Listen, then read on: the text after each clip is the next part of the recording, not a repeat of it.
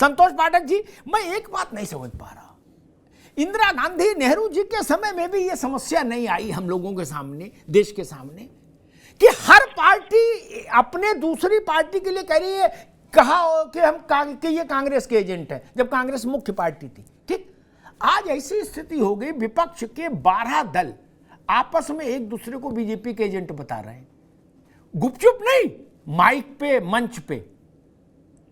आपको कई बार ये नहीं लगता कि यार इतना पॉपुलर तो कोई मतलब नहीं होता? नहीं, ये क्या मसला है? एक बार आप सबकी मीटिंग बुला लो फिर, और उनसे तय कर लो भाई कौन बी टीम में रहेगा, कौन ए टीम में रहेगा।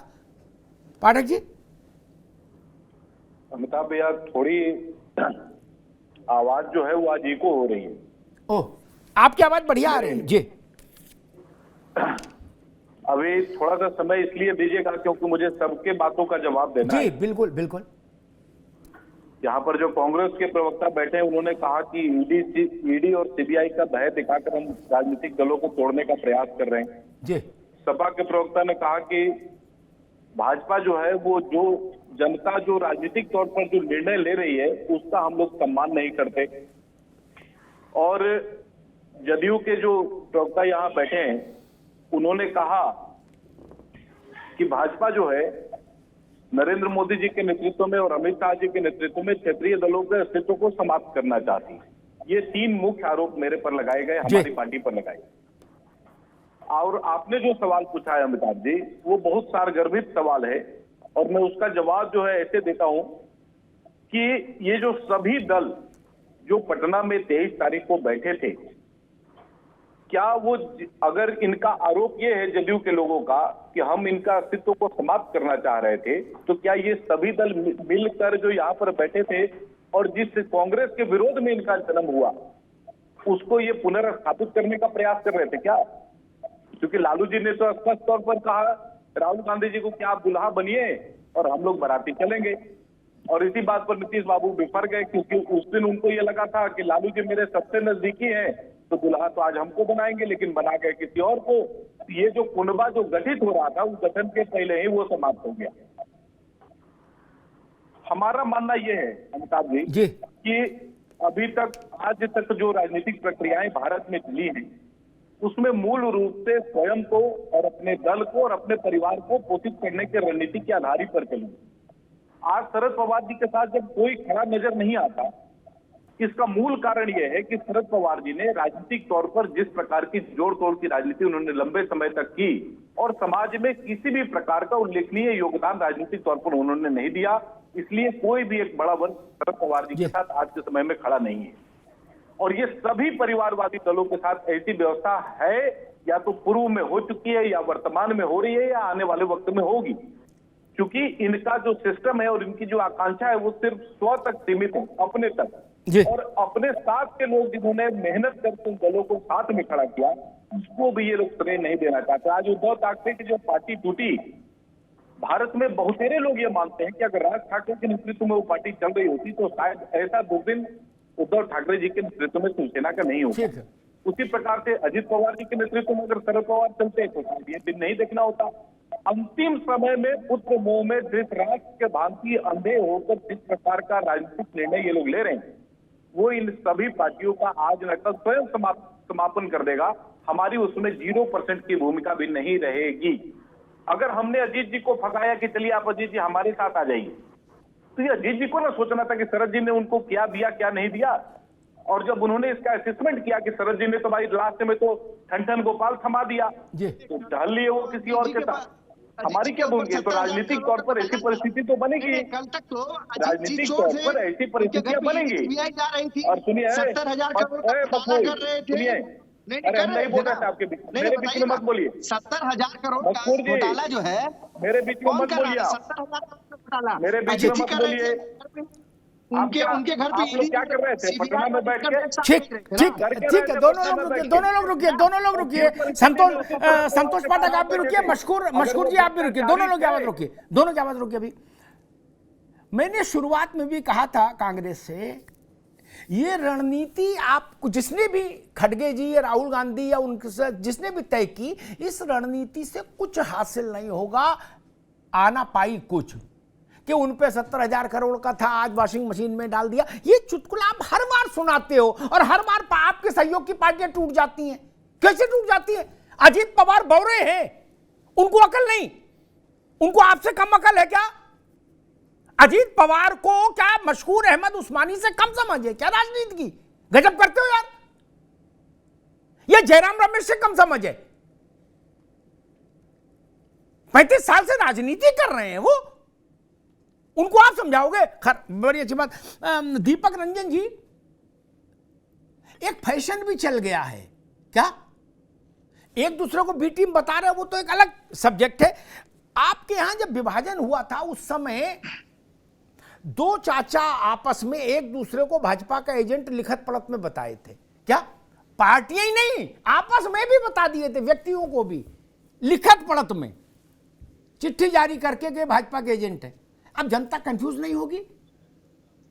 होगी ना? देखिए अमिताभ भाई, देखिए अमिताभ भाई, कौन एजेंट है? असली एजेंट को तो पकड़ो, अंडर कवर है क्या सब? देखिए अमिताभ भाई, कौन क्या कह रहा है, कौन क्या नहीं कह रहा है, इस पर हम नहीं जाना चाहते, लेकिन कहीं पर भी आपके समाजवादी पार्टी का चाल चलन चरित्र भाजपा से कहीं मिलता जुलता नजर आया तो आप बताइए। समाजवादी पार्टी हर मोर्चे पर भारतीय जनता पार्टी से मोर्चा लेते दिखी है, चाहे वो किसान आंदोलन, ऐसे बहुत से आंदोलन, उस पर मैं नहीं जाना चाहता। अभी हमारे संतोष भाई जो परिवारवाद की बात कर रहे थे और विचारों की बात कर रहे थे, तो मुफ्ती मोहम्मद महबूबा मुफ्ती के साथ इन्होंने अलायंस करके सरकार बनाई थी कि नहीं बनाई थी? जी ठीक। बीजू पटनायक के साथ इनका क्या परिवारवाद की पार्टी नहीं है? आज हरियाणा में ये चौटाला के साथ ये सरकार में है कि नहीं? वो परिवार की पार्टी है कि नहीं है? और रहा सवाल 75 साल का अमिताभ भाई, तो 75 साल के तो अगले साल पीएम साहब भी होने जा रहे हैं, आदरणीय राजनाथ सिंह जी भी होने जा रहे हैं, तो उस पर भी स्पष्ट करें ना कि 75 साल के बाद प्रधानमंत्री जी देश का नहीं संभालेंगे। जब शरद पवार जी 75 साल के बाद, किसने ऐसा बोला? कहीं कानून है क्या? नहीं, अभी अजीत पवार जी, अजीत पवार अपनी पार्टी के लिए बोलेंगे भैया, दूसरी पार्टी के लिए बोल देंगे। अजीत पवार सोनिया गांधी के लिए कैसे बोल देंगे? देखिए अमिताभ भाई, देखिए अभी आपने भी कहा अमिताभ भाई कि 75 साल के बाद बुजुर्ग हो गए हैं और उनको दे देना चाहिए, उसमें क्या बुराई है? तो उसमें अजीत पवार ने कहा, मैंने नहीं कहा शरद पवार को। शरद पवार जाने, नहीं अजीत पवार जाने, चाचा अजीत पवार जी ने भी, तो मैं अजीत पवार की, और देखिए समाजवादी पार्टी का स्टैंड पूरी तरीके से क्लियर है, कौन क्या कहता है, कौन क्या नहीं कहता। दीपक बाबू रुको, ठीक, एक मिनट रुक जाओ। स्टैंड किसी का क्लियर नहीं, यही तो समस्या है, नहीं बहस ही नहीं होती। मैं बताता हूं, अब रुको भाई, आगे के लिए काम आएगा। दूसरे चैनलों पर बहस करने जाओगे तो अच्छी बहस कर पाओगे। मशकूर अहमद, राहुल गांधी ने तेलंगाना की जमीन पर माइक पर कहा कि केसीआर का रिमोट मोदी के हाथ में है, ये मोदी का पपेट है, मोदी की कठपुतली है, ठीक? और कांग्रेस चिमटे से भी ऐसे पार्टी के साथ नहीं खड़ी हो सकती, ठीक? राहुल गांधी जिस दिन ये बोल के दिल्ली लौटे, अगली सुबह अखिलेश जी वहां पहुंच गए और केसीआर को गुलदस्ता दिया, शाल उड़ाई और बोले खाना खाने आए हैं, और फिर पत्रकारों से कहा कि हम और केसीआर मिलके लड़ेंगे। क्या ये तो मामला थोड़ा अटपटा हो जाएगा? अब इसको भी ईडी से जोड़ दोगे क्या कि भाजपा वाले जीने नहीं दे रहे? ऐसा तो कुछ था नहीं प्रेशर। अगर कांग्रेस का स्टैंड है कि केसीआर बीजेपी की कठपुतली है, तो फिर अखिलेश यादव क्यों गए? या तो राहुल गांधी की बात गलत है, या अखिलेश यादव का भी मामला उधर ही चल रहा है। मशकूर जी, देखिए, ये अखिलेश जी की और केसीआर जी की जो मुलाकात थी, ठीक है, उन्होंने कहा मिलकर लड़ेंगे। अभी भारतीय जनता पार्टी से लड़ने के लिए सब लोग अपने अपने तरह से विकल्प की तलाश कर रहे हैं, ये एक हकीकत है।